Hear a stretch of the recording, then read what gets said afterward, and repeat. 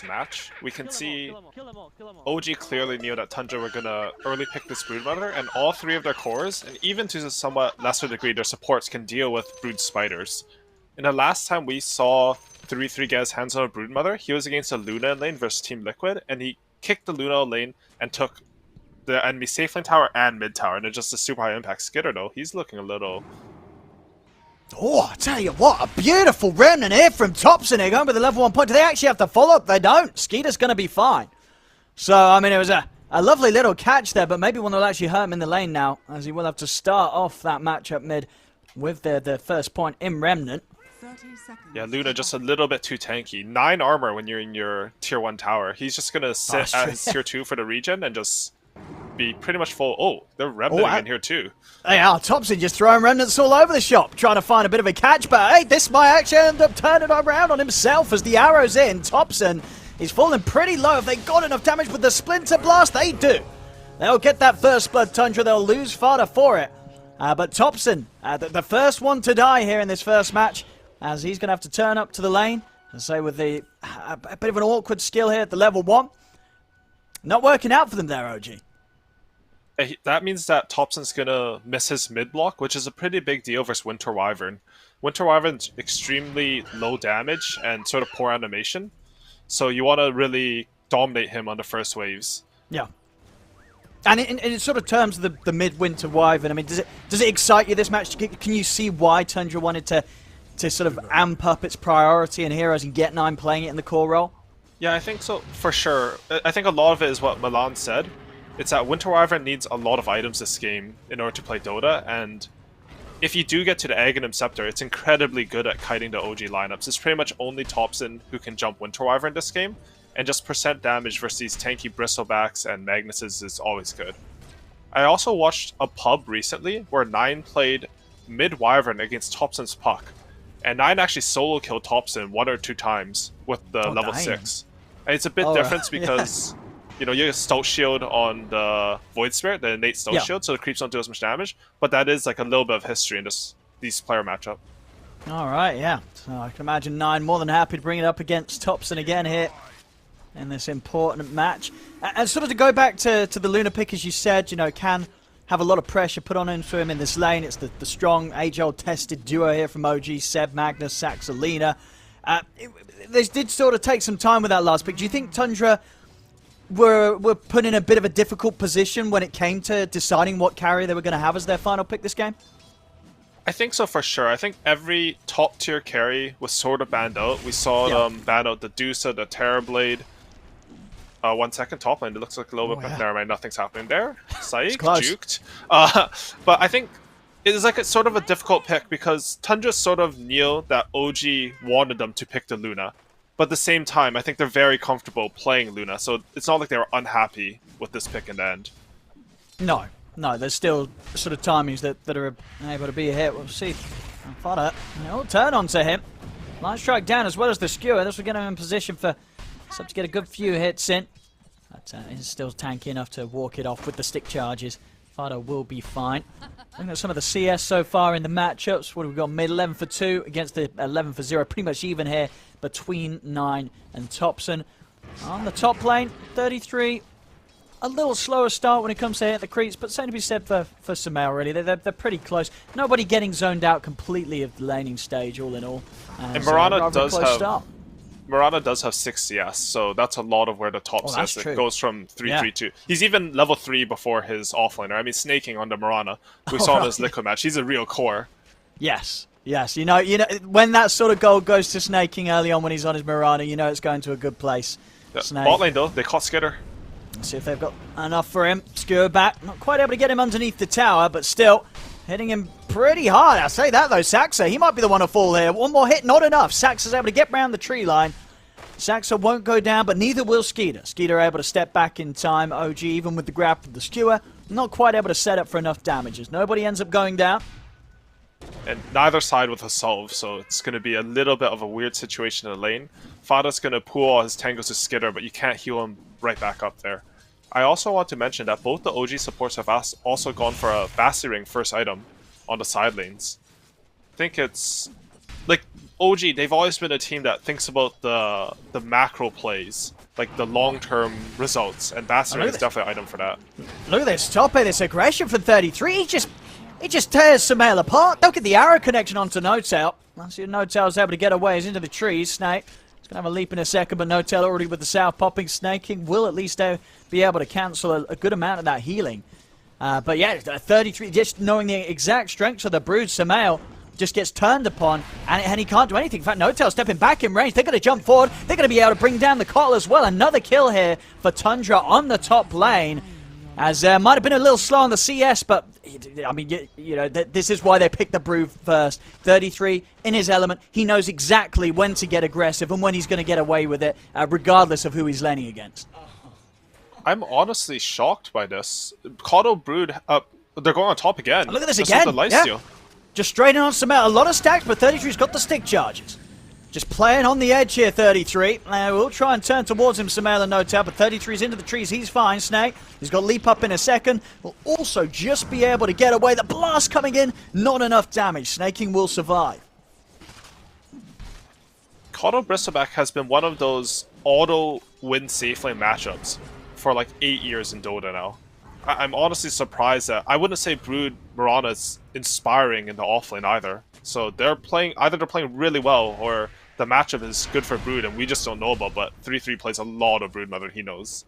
Yeah, no, he absolutely does. 1-0-2 on the KDA so far.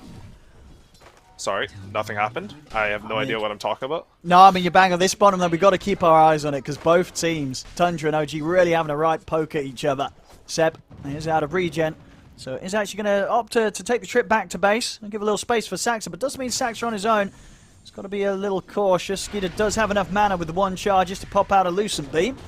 See if they've got enough damage here. Saxa trying his best to juke away from this in the trees. And we'll tell with another stun, but that's going to end up killing him. Spike Carapace is up and ready. Saxa gets the lane left to him. Now Tundra, they're able to make the most of Saxa being on his own, and they'll take him out of the game. And 9 is actually doing really well mid. I thought this lane would be more Void Spirit favorite. Oh, top lane, they're poking him. Nothing's happening. I don't know why I look around the map. He's doing really well. And I thought it would be more Void Spirit favorite, but maybe because he had to take the Aether Remnant, sort of a result of the level 1. I think, because I really do think that it absolutely hurts. You know, if you're not sort of there to secure that advantage on the first level. Smoke from Saxa here, though. See if they can burst 9. A couple of jumps here with the Astral Step. Not enough damage. 9.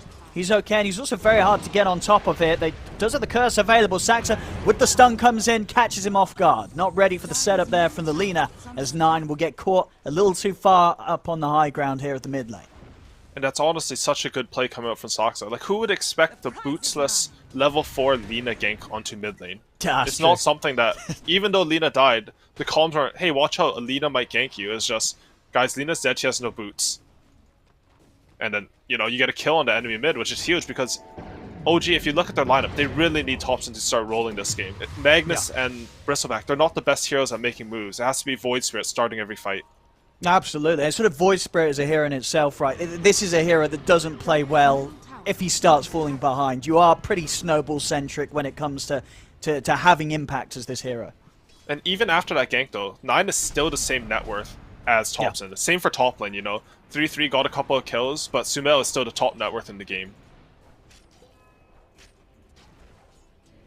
With the Vanguard now, a very hard target for 33 to really punish and push out of the lane. So Sumail and No-Tail should be in a good position to hold off that sort of pressure that 33 wants to normally apply when he gets the Brood pick in these matches.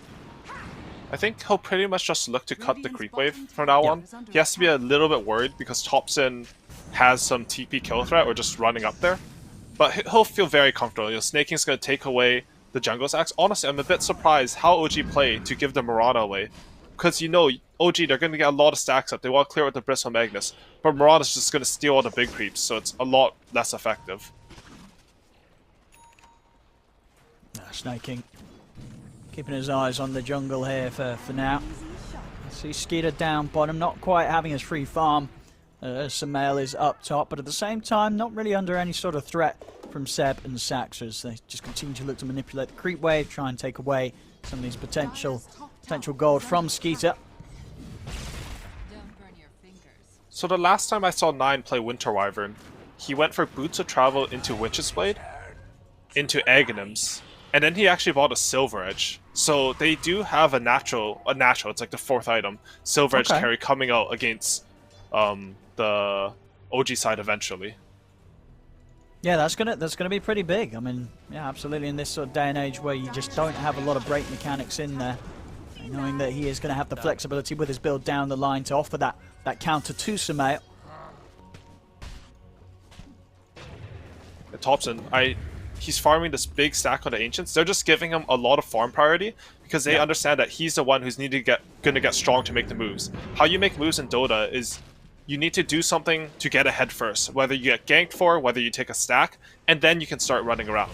If you start running around without that sort of power spike, it usually doesn't work, or it's like more up to chance. But now they're smoking up after you finish that stack. Yeah, for OG's sort of draft to hit its stride, this sort of move's got to come out with some sort of success. Skeeter would be the big catch. See if they're able to get a grab on him. Thompson. He's going to have eyes on the Luna now. Straight in with the first step. Is there going to be any sort of backup or help for Skeeter? The Moonlight Shadow will be popped, but the sentries are down. They've got the vision. Skeeter will be taken out. OG get exactly what they came hunting for. So if they can get anything more out of this, Tundra, they've got Fighter and Snake King coming in. And still with the 3 of OG. Not really a fight that Tundra's going to look to take. Over in the river. Sumail moving in onto 9, but 9, he's out with the TP. Nothing to put a stop to it. The Skeeter's gone. So slowing down the Luna's farm. This is going to allow them to just keep that difference between Skeeter's Luna and Sumail's Bristle. Dire's middle tower is under attack. 3-3 though. He's now top net within the game, and he managed to either they rotated Bristle back out or he kicked him out. But he took the tower and he's feeling very comfortable. Right now it's all going to be on this bot tower, whether Tundra want to defend. Oh, they're going to drop the RP here for Fada. They want to play it fast, OG. Now use the big spells here for even the smaller of kills, just to allow them the space to get these objectives taken away, and it will work. The tower will fall.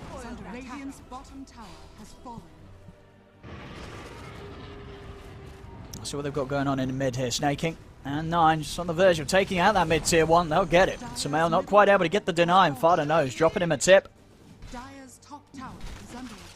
9 has his travels finished up. He almost has his level 10, which is a big power spike for the mid Winter Wyvern. Plus 50 damage, not to be understated at all, because you just hit from so far. Thompson's poking bottom. Nice try for Fada. He's got another step left. And with the Dissimilate, he'll get the job done. That's coming in pretty deep for this 9. It's not going to be able to get a catch on Thompson though. They're usually able to step back into the tree line before there's any catch. As Thompson backed up once again by Seb. OG continuing to try and take away this jungle. We'll see over towards the mid lane. 33, he's in aggressive. The arrow's going to connect in onto Sumail from Snake King. Saxa will turn with the Laguna Blade. It's not enough to pop Snake King. Stick charge, Snake King's pretty much back up to full HP. They get in, they get the kill, they get out. OG not able to punish this as of yet. Now looking towards 33 here. Thompson maybe thinking about going for a jump onto Snake King instead, but figuring he doesn't have quite enough control to deal with the sleeping Mirana. OG not able to get a trade back there for losing Saxa.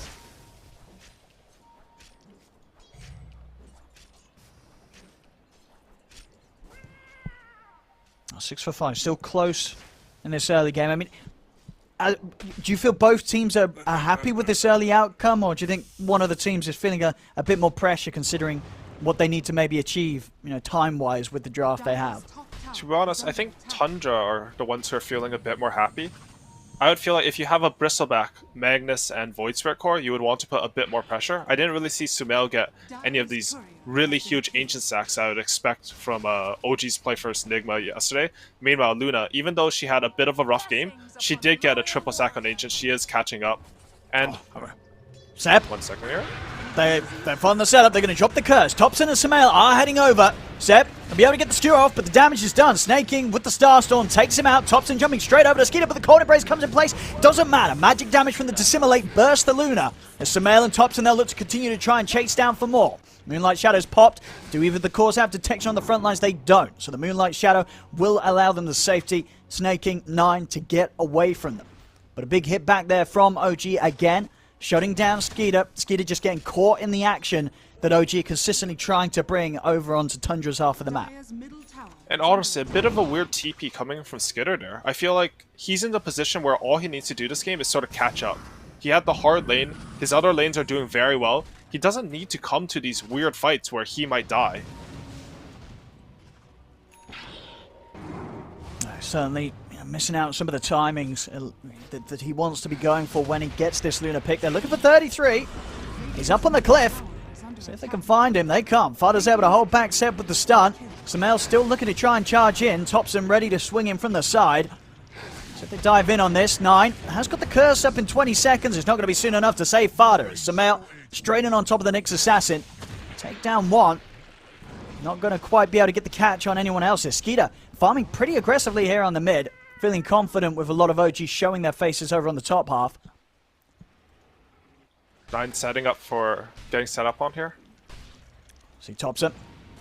Has he got enough? Is 9 going to be forced to use the ult to hold him back? And even if he does, TP's still on cooldown. We'll use the curse to buy him a bit of time, and it will be enough to save him. Curse is forced out, but does mean 9 gets out alive. Is under attack.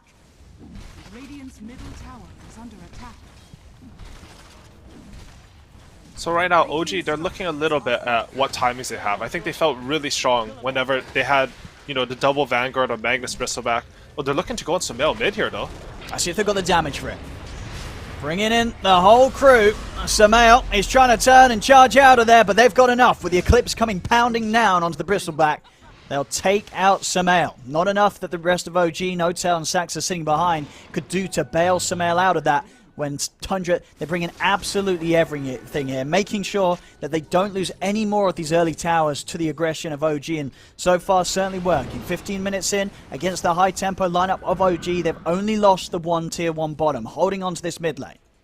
And you can see 3-3, instead of taking the safe farm at top, he's really positioned himself where OG want to be instead. He's just sort of forming a wall because he's going these tanky items. He has drums, good synergy with the Luna Aura, and a hood. He's very hard to kill right now.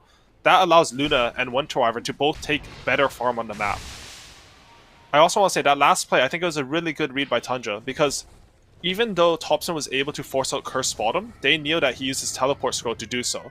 That read on the map, where Thompson can no longer get to mid, means that you can outnumber your opponent. Bristleback did a lot of damage and took a long time to die there, but if you can't get Void Spirit there, it's never going to be a fight for OG. No, yeah, you need Thompson to be that aggression, to get in, get damage done, whilst Tundra's focusing all their attention onto bringing down Sumail. He's of course going for the very Thompson-esque build, the Echo Saber straight into the death zone, making sure that he will have that physical damage to carry. It's top. Got the setup onto Seb. Fada with the opening, snaking with the follow-up. Seb is pretty tanky, not tanky enough to withstand the damage from these 3-9 coming in as well with a bit of extra firepower. And straight away, TP's over to the mid lane. Thompson starts to step in aggressively. And by the time he's underneath the tower, Tundra here, OG again having to back off. Tundra just continue to find these opportunities to make plays out on the map, but still get back and still bring together the defense in time. Ooh, I like this from Thompson. He's gone for the Orba, Corrosion, Echo Saber, and then he's going into the Desolator. So he's identified that they really need to burst down Tundra's heroes. Even into a Winter Wyvern heal, you need to jump them, and they have all physical damage on the other core. So he's sort of doubling down, sort of empowering how much damage they do. That's something OG has always done, right? The damage reduction stacking, the amplification of carry, and in this case, it's like just amplifying your cores by minusing armor on the enemy team. Oh, absolutely. Yeah, these quill sprays are going to hit incredibly hard. As mid lane, OG, they'll finally get away with the tower. Tundra not able to hold on to it any longer. As the brute force from OG finally pays off. Thompson continuing to push in. The rest of OG hiding in the back with the smoke. Blink RP ready on Seb. To start the action on Fada. Going to proc the return damage here from the Spike Carapace as they hold back. They want to look for something bigger to jump on, but Tundra, they're not showing any of the other cores here around the mid. Thompson, he'll go back in on Fada. He has the Vendetta at the ready. Thompson still not quite able to fully catch and kill the Nyx Assassin. OG, they still want action. Sumail, Seb. Postured aggressively. And they're in! The RP's there, straight in, gets the spider, the babies, everything. As Fada's down, so's the babies, and so's the mama by the looks of it. It's 33 trying to run down the cliff, but he's back in range of the damage from Thompson. Curse comes out from 9. Tundra, can they turn it around? Arrow follow-up, straight down onto the Void Spirit. Thompson and Seb, they are dead. Sumail running in on snaking, but another leap over the cliff line. will get him away. No-Tail's got a blast coming in. It's not enough damage. Snake King will live. Now, OG, they make an aggressive move there with Seb. They get 2 kills, a lot of baby spiders, but they lose both Seb and Topson for that. Not a trade that they'll be too happy with it, and a lot of money as well. That streak of Topson ended. 9 picks up a nice tasty bonus of 600 gold. Ooh, and Tundra, they got the best item for Winter Wyvern here. They got the Grove Bow. We can already see in that last fight. He got the curse off on Topson, and he 100 to 0'd him alone. It's just one hit from the keel with the Witch's Blade, the curse, one ally hitting. You kill anyone. This Winter Wyvern, as soon as he gets his Aghanims, I think he'll be this huge menace on the map for OG. But OG, they understand this. They don't want to let Tundra get too far ahead. They're going for a Roshan here. Yeah. 25 seconds until Curse is back up. OG, they want to get this done before that threat's back in the game. 33 is going to start poking from the side. Could look for a steal here. OG's got to be careful of how quickly they pick the items up. As you know, Tundra's going to look to maybe get in on this snake. He'll drop in an arrow, but he doesn't want to commit with his body. He'll stay outside. OG get the space to finish Roche. Aegis now ready on Topson. So now it's definitely going to be harder to deal with when it comes to utilizing these ults to burst the cores, especially Topson. Topson's going to have a chance to play out the fight with a second life. And Topson, he's changed his read on this game. He understood after that last fight that I need to jump this Winter Wyvern. So he's gone for the BKB. He's getting jumped here, though. And they're going to be able to quickly take that Aegis out of his hands. And pretty much as soon as it's picked up, it's gone. That's the Aegis out of the game.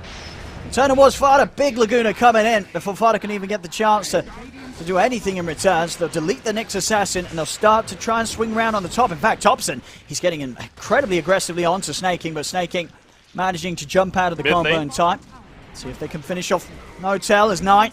He certainly can by the looks of it. The damage, the reach, the range here with the Grove Bow. There's no escape from the core Wyvern as No-Tail will slowly and frostily burn. That Aegis pickup, I think it might be the most influential part of the game for Tundra. Because if they have Aegis, they had Aghanims on Bristleback, they had Aegis on Void Spirit, they could have completely taken over the map. The fact that they don't have Aegis is a huge swing in Tundra's favor. So Topson. Little poke on a 33 Fada. They'll find the opening stun. Arrow for Snake King. Beautifully lined up, but they got the damage to take Topson out before he can jump away. They do. That's Topson gone. Nine's coming in with the wraparound from the side. Seb's trying to TP out. The damage, it's too much though. Seb down as well. Eclipse ready to go. Skeeter turns. They've taken down all 3 cores here, Tundra. As Fada starts off the fight perfectly, catching Topson in the trees with the opening stun. And OG, they fall apart entirely there. 3 cores gone. Tundra, as you say, you know, a bit of a slowdown to the momentum that they could potentially have, not getting that Roshan and that Aegis. But OG quickly losing the Aegis up top, and then subsequently taking a horrific team fight there. 3 heroes just dead and gone. Tundra hitting hard. And I think OG right now, they're feeling a bit uncomfortable. That fight was into the enemy triangle, into the vision of Tundra. It was a perfect engagement for Tundra. They have all the vision. They have Wyvern on the high ground where all 3 of your melee cores can't touch him. You don't really have the stun to jump in. And now he's won this fight. He's got his Aghanim Scepter. 22 minutes, yeah. You know, people don't see this Winter Wyvern core much, but Aghanim Scepter got one of the biggest buffs last patch. Now it gives you 25% move speed. It has great synergy with his booster travel. He's going to be zooming around and untouchable, constantly applying the percent damage and debuff as it refreshes with the Aghanims. And I don't know how Bristleback or Magnus really walk into fights. They have to kill Winter Wyvern in order to take any sort of engagement against Tundra. Yeah, I mean, and that's all on Topson, right? He's the agile hero that can look to make those jumps to get to the back lines. They're coming in with a Moonlight Shadow. They're prepared with the walls, but straight away the curse from 9 comes out. Holds back the offensive here from Topson. And Zeb, they'll still look to get the jump in with the RP. Only going to catch Snake King, though. 9 able to step out to the side in time. Whilst the curse doesn't find anything, neither, of course, does the RP. A couple of ults from both sides. Not achieving much more than a kill on Snake King. 9 still, in fact, hovering around here. He's got Fada with the setup. Spike Carapace catching Seb off guard here as the cleave gets reflected, and Seb, damage. He's gone. It's too much here. 9 slowly beating down upon him from pretty much an entire screen away there with the reach that this Wyvern has. So that's a 2,000 HP hero of Vanguard. And Winter Wyvern, he killed him in like 3 seconds. Like his entire, like the last bit is slower, but he just does so much damage right now. And it's not even just, he has a Broodmother to frontline for him, a Potter multi to sort of hide him away, and as I said earlier, he is going for that Silver's Edge. He's ready to they go got again. as well. Yep, Saxa getting caught out by Fada. I'll tell you what, they're certainly having struggles with this Nyx Assassin. I mean, sure, Fada's died quite a few times, but a lot of the kills that Tundra's been getting here has been Fada just setting up things, and OG getting caught time and time again off guard by Fada's positioning. A lot of his deaths is just playing Nyx Assassin. Every time you see a Nyx, he'll always have double digits death, but the impact of this hero has always been so high in all these qualifiers. They smoke up on OG though. They're tired of this little bug. They want Fada. They really do. They start to lead in onto him. Snaky's going to draw their attention away from it. See if Thompson can come in to finish the kill. He's got the Remnant grab onto Fada. And they'll finally be able to get their... Oh, maybe not. Have they got any further detection? Oh, Fada. They'll step back into the Remnant.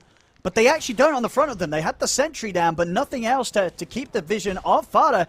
Fada's able to walk away there. They pretty much have 4 members of OG up here trying to get a kill, get a catch onto Tundra. They don't get anything at all as Tundra continue to get away with being more efficient across the map. Skeeter now getting huge amounts of space down bottom after a bit of a rough start. A couple of fights that he turned up to a little too early. His game's completely recovered, sitting solidly at the top of the net worth now, taking over that top spot from Samael. And Tundra just increasing this advantage. OG's got a hit with something, but Thompson, he's been caught again. Thompson's out, Snaking and 9 getting the job done.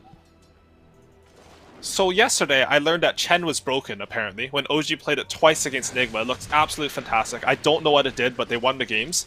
This game, honestly, Winter Wyvern looks like a completely top-tier hero. I don't know if it's because his lane was good, maybe Tauntun had to take the Q at level 1, but 9 has done so much this game. He even has like this night vision. Arctic Burn gives you night vision, he has a night vision talent, so you can always see your opponents, and he's just doing so much damage. He sets up with a Winter's Curse into arrow, he's all across the map with travels, and... Oh, they're catching Nota. Like, Tundra, they're just outplaying OG on the map. They have this wave shove with the Luna illusions and Broodmother summons, and despite Notel going for this very fast recall shard, they're getting picked off everywhere because they can't control their lanes. They don't have enough information and vision. Yeah, not at all. Look, I mean, I think look at this. One hit on Saksa. Look how much damage he takes. look at this. That health just ticked down there. He's at 25% HP from 2 hits from Winter Wyvern. Oh, here we go, top. They've found Fada. There's Fada found them. He'll turn with a stun. This time they'll kill him off. Fada's not getting away with that one. Good punish by OG there. I mean, most of Fada's deaths have been for the boys, but if you show a lot of heroes bottom, you probably can't push forward in the enemy jungle like that. He does scout out the enemy ward. Looking for Snare as well, but not quite enough, and now nine's up here. A couple times there from Thompson where I feel like he's missed out on kills because he's not carrying dust versus a bottom Nyx. I mean, you're not wrong. It's certainly happened. It has certainly happened.